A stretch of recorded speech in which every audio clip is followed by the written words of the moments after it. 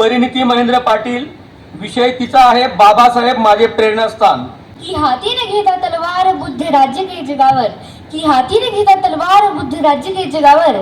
ज्या काळात संपूर्ण विश्वामध्ये हिंसाचार, अशांती, अधर्म व अंधश्रद्धा यांचा प्रचंड स्तोम माजला होता, त्या काळात संपूर्ण विश्वाला शांतीचा संदेश देणारे तथागत गौतम बुद्ध, ज्यांच्या कुशीतून हिंदवी स्वराज्याचे हे देखील स्वप्न साकार झाले, असे राष्ट्रमाता मासाहेब जिजाऊ, ज्या महापुरुषाने हिंदवी स्वराज्याचे हे देखील स्वप्न साकार केले, प्रत्येकाचे तनातनात, मनामनात, क्षणाक्षणात आणि जिव्हाळ्यात जे नाव दडलेले आहे, असे छत्रपती शिवाजी महाराज या सर्वांना मी प्रथमतः वंदन करते. अरे कसा जातो काळ, अरे कसा जातो काळ. ते म्हणतात ना, जर एखादी रात्र जास्त काळोखी असेल तर येणारा सूर्योदय पण तितकाच प्रखर व तेजस्वी असतो. शूद्रांची अवस्था म्हणजे किड्या मुलांपेक्षा बेकार असताना अशी समाज व्यवस्था बदलण्यासाठी एक दिव्य ज्योत जन्माला आली.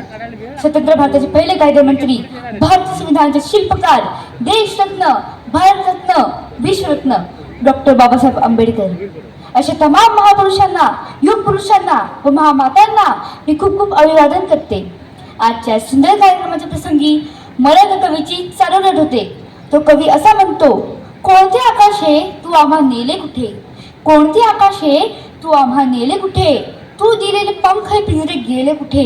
त्या भराला आमच्या पाखरांची वंदना, त्या भराला आमच्या पाखरांची वंदना.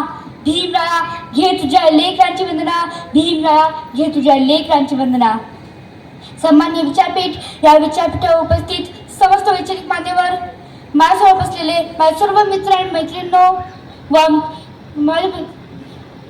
व आजच्या कार्यक्रमात उपस्थित समस्त मान्यवरांना परिणिती पाटीलचा नमस्कार. जय जिजाऊ, जय शिवराय, जय भीम, जय भीम. कुछ कर गुजर गए वह भीमराय थे, दुनिया को जगाने वाले भी भीमराय थे. अरे हमने तो सिर्फ इतिहास पढ़ा है, अरे हमने तो सिर्फ इतिहास पढ़ा है, इतिहास को बनाने वाले भी भीमराय थे.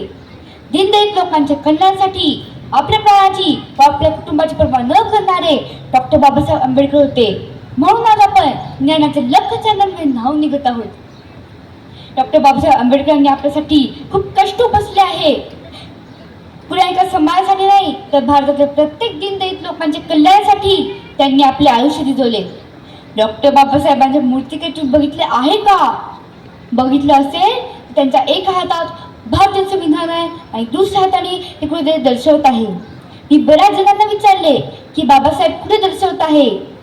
काही म्हणाले की ते दिल्लीकडे दर्शवत आहे, तर काही म्हणाले की ते पूर्वेकडे दर्शवत आहे. पण बराच शोध घेतल्यानंतर त्याच्या मागची मानसशास्त्रीय कारण मला कळलं. डॉक्टर बाबासाहेब आंबेडकर कोणतीच दिशा दर्शवत नाही, ते फक्त आपल्याला समोरचा मार्ग दाखवतात आणि ते समोरचा मार्ग म्हणजे आपलं भविष्य. डॉक्टर बाबासाहेब आंबेडकर म्हणजेच प्रखर व्यक्तिमत्व व तेजोवले असे नेतृत्व होते.